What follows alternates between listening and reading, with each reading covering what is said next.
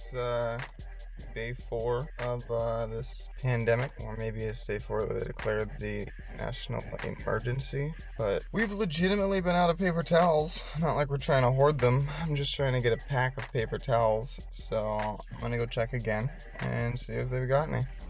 Oh, so this is what this shit has looked like for the past 4 days.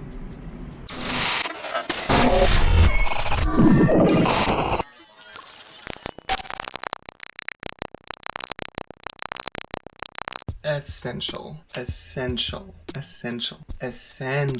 Imagination. Essential. COVID-19 stats. 2 million cases now, just in case you didn't know. 2,081,770 cases. 509,000 have recovered. 134,000 have passed away. There's still over 1 million active cases, with only 644,000 of them being closed now. 21% of those resulted in death. 79% recovered. But just because you recover doesn't mean you are immune to it. This does not have herd immunity yet. And people have recovered and then re-infected, re-caught, been re-exposed. People have gotten it again. You get what I'm saying. People have lost the disease, gotten it again. Imagine getting the disease, recovering from it, being thankful for that, and then catching it again and dying. But going on to the essential workers, essential. Sounds like a pretty simple word, but let's just look at the definition. Absolutely necessary. Extremely important. That's the number one definition for it. Absolutely necessary. Extremely important. I don't know about that. They are, but they're not being treated in that way. Most places are getting a $2 raise for hazard pay. Grocery stores and stuff. I worked at a grocery store. We didn't get the $2 pay raise, the $2 hazard pay. We're getting like a bonus for it, but this hazard pay is only $2 on top of whatever you're making. I was making about a quarter above minimum wage, so I'm getting $2 above minimum wage to be working as a absolutely necessary employee, someone who is extremely important. No, because if I work on 4th of July, I'm gonna get time and a half, but if I work through a pandemic, I'm gonna get $2 extra an hour. But if I work Christmas weekend or 4th of July, Thanksgiving, I get time and a half. So it is more vital for me to work on 4th of July than it is for me to keep everyone fed and able to get the things that they need through a pandemic. I don't understand why. Let's look up some stats in the US versus Canada. We have over 300 million people. They have 38 million people. You know, you can do the fractions if you want. Cool. What percentage of 300 million is 38 million? 12%. 12% as many people of us. But even when you make a proportion in it, so 644,000 cases in the US, in case you weren't aware. Do you know how many cases there are in Canada? 28,000. 28,000 deaths in the US. So they've had as many cases as we have had deaths alone. They've had more deaths than they have cases. We have 28,526 deaths. They have 28,379 cases total. 1,000 deaths. That's 1/28 of what we have. We've had 48,000 people recover. They've had 8,000 people recover. But let's move to some of the statistics for it where things become proportionate and matched. We have 77,000 cases with an outcome. They have had 9,900. If you round up, they've had 10,000 cases with an outcome, where we've had 77,000. 10% of their cases have resulted in death. Ours is 37% of the cases that have had some sort of outcome or death. Theirs is only 10%. So 10% to 37%, that's nearly half. Above a quarter, above a third. It's clearly not half, because it's not 50%, but it is much more than them. Yeah, much more than them. And we plan to open everything back up soon. Like that is gonna help. You know what we should do? People aren't gonna like it. No one already likes the idea of it. It's the idea that everyone's trying to avoid. But we should have Martial law for 4 weeks. 4 weeks, disease completely disappears, problem solved. Don't let people in until the world is rid of the disease. 4 weeks, we shut down the country, we keep everyone in their houses, disease would be gone, completely eradicated from our country. Or we can keep going on the path we're going, and it will last 13 to 18 months. Why don't we just shut things down for less than a full month and solve the entire problem? I'm against borders. I don't like blocking people out. I'm cool with immigration of any type. I'm pretty... too late. Liberal. I'm even saying we should shut the country down. Pretty conservative of me to say. But if we could just stop everyone from coming in. Hey, listen, guys. I know you want to come over here, but there's a pandemic going on, so we're just not going to let people in. It sounds understandable to me. Once this is solved, you can come back in. Until then, we're just going to need to keep our space. Everyone has to stay out. We shut down everything. 4 weeks, problem solved. Or we can keep social distancing, even though the disease travels 13 feet through air from things like speaking, singing, coughing, sneezing. 6 feet is stupid and pointless. It travels way further than that. It remains as an aerosol for up to minutes where it can just sit in the air. Someone could cough, walk away. You walk up 2 minutes later, catch the disease from the air particles from their cough. You speak to someone, their breath pushes it towards you. The social distancing doesn't make sense. It doesn't work. I worked at the grocery store. People do not follow. Hey, where are you guys' chives at? Do you guys have any chives? I really need some chives. Get out of my face. Normally, I still want you out of my face, but I'll be a little more polite about it. We're in a pandemic. Just stay away. Get what you need to eat. You'll be okay. People are not following the rules. You can't you know how rude it is for someone to walk up. Stay. Hold on. Wait. I realize this has been here the whole time. What else is visible here? Is it all gone? Is it all gone? No. That's AirPods. Sharpie. That.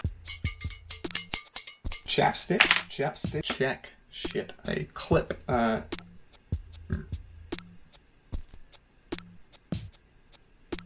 Hairband. Can I throw it onto the power outlet? Phone case. And then this is a coffee cup. This is what I've been drinking my coffee out of. Called Zheng 20 shit. 72. So 4 weeks, we shut everything down.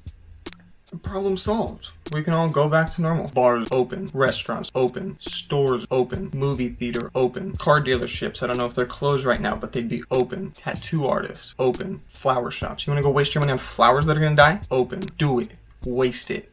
Doesn't matter. But right now, if we could all just stop getting within freaking 12 feet of each other, of people that you haven't been tracing the steps of for the last 2 weeks, we could solve this problem. But that's not going to happen. People are not taking it seriously. People are not going to social distance themselves. If someone could just step in, even though I hate government, hate authority, I hate any type of control, I try not to follow rules anytime I can. If there is a rule that I can break without harming anyone, why would I not break that rule? But right now, for things to go back to normal, people are going to have to acknowledge that they are not normal. Things are not normal, and they will not go back to normal until people can act like it. People are acting like things are normal, and it's prolonging this problem. So I don't know what I'm supposed to do, because I'm following the science behind it. People are like, you're fear-mongering. You want the government to take our freedom and have control. I hate the government,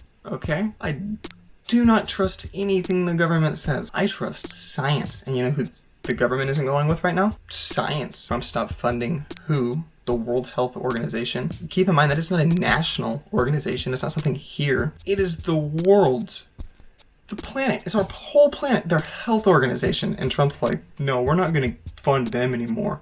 They're lying. Really. You can Snopes it. They're not. You can fact check them all you want. They're not. You know who lies?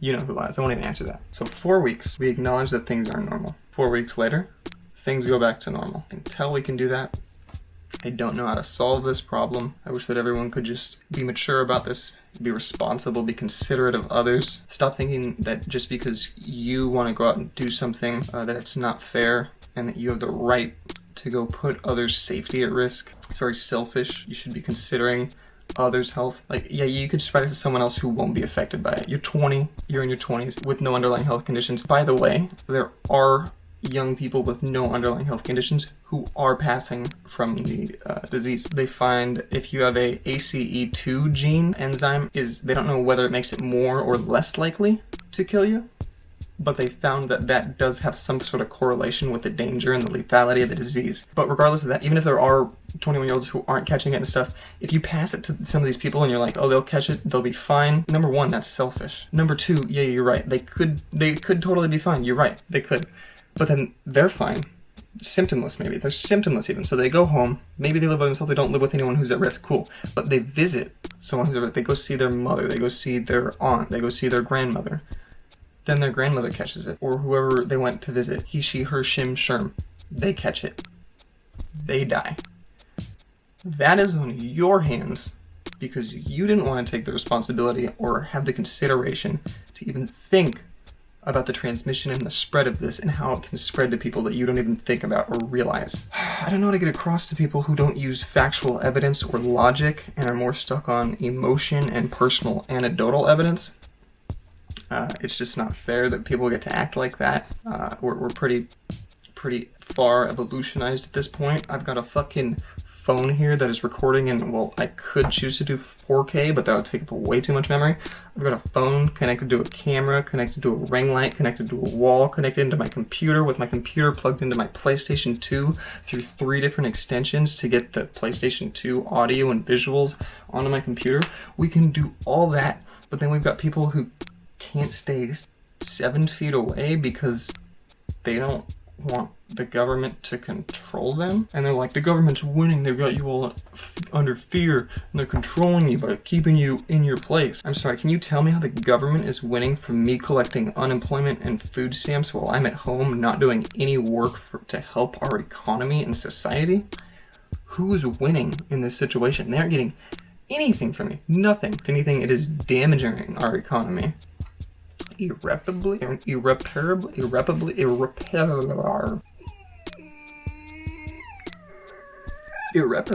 like that's the word, but I don't think that's the word at the same time. Like, in my head when I say it, it sounds like that's the word that I'm trying to think of, but when I say it, irreparably, that sounds incorrect. It doesn't sound like the word that I'm looking for. Let's go back to worldwide cases. This whole ring light has got my vision so fucked up too. There's an entire pink ring around everything that I'm looking at.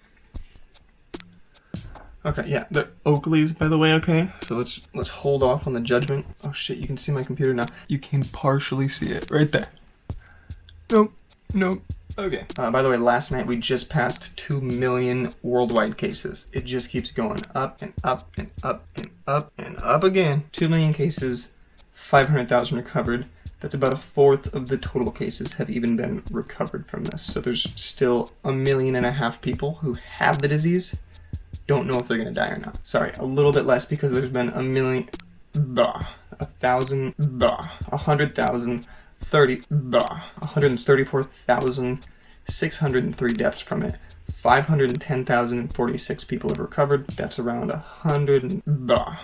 644,000 people who have had some sort of outcome, which leaves around 1,400,000 people who have the disease without any sort of outcome. So I guess it wasn't that far off. So the majority of the people the disease has hit are still infected with the disease, do not know what the outcome is going to be, and are still might be fearing for their lives unless they know they're fully healthy and they don't feel that bad from it. I'm kind of a hypochondriac, so when I go to the store and I come back, I'm already stressed out. Already like, okay, I guess for the next 3 days I'm just going to be terrified that I'm going to start feeling sick.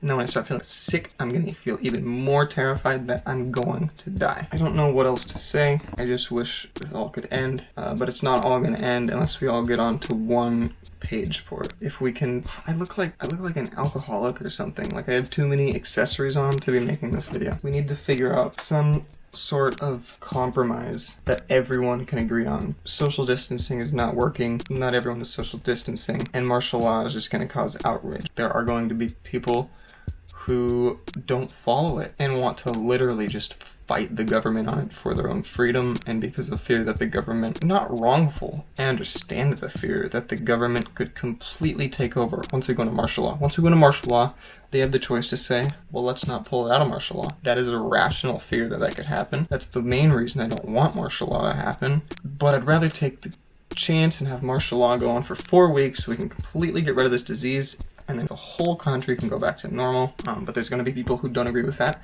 and they go out, and then they probably die because they go and fight trained military personnel who they're like, oh, I bought a weapon so I can protect myself from government militia. I'm sorry, but you and the AR that you bought at Cabela's with your minimal training in a forest are not going to, by any means, outsmart trained military personnel. Good for you for having that sort of confidence, but as soon as you lift that gun up or you fire off one shot, you're going to be dead. It doesn't matter how confident you are at that point. Bullets are not going to just dodge you because you're like, I'm an American with freedom. So are they. You're an American with freedom defined by a constitution. That means anything outside of that constitution is not a freedom of yours. You know what freedom these military personnel have? They have the freedom to protect themselves by any means. A person with a gun comes out and wants to defy them.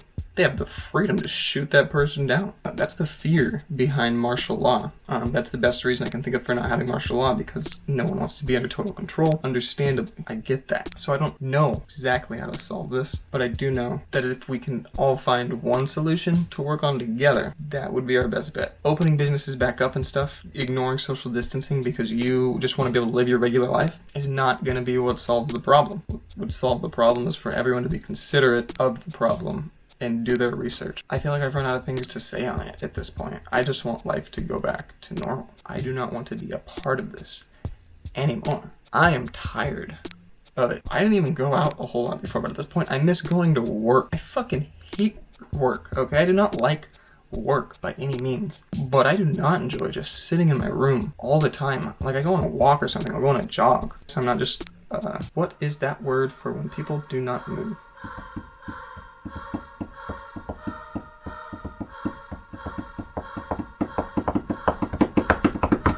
Stationary. That's not what I was trying to think of. Immobile. It's still not the word that I was thinking of. At this point, it doesn't matter really the word that I was thinking of.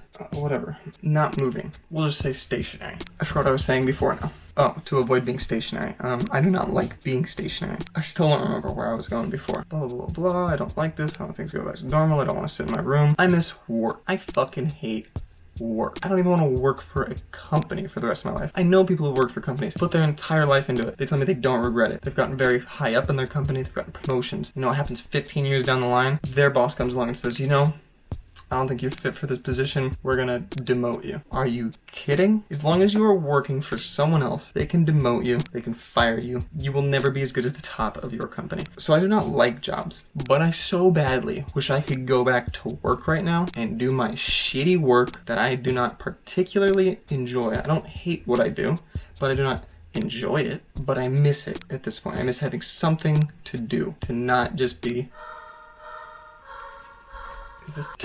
stationary in my room. Going out and walking and running, it's cool, but it's not the same. I don't have contact with people. I'm an extrovert who likes to sit inside and work on shit most of the time. I also do enjoy human contact. I want this to end. I want things to go back to normal. And I want to go back to my shitty job and have a shitty mood for 8 hours a day, 5 days a week, because then I can come home and have an even better mood when I get home. Right now my mood is flattened, slowly going down to reach a bottom plateau until this fucking clears up. I want this to end. Everyone wants this to end. Let's find a way to solve it. I don't know what else to say. Time to unplug?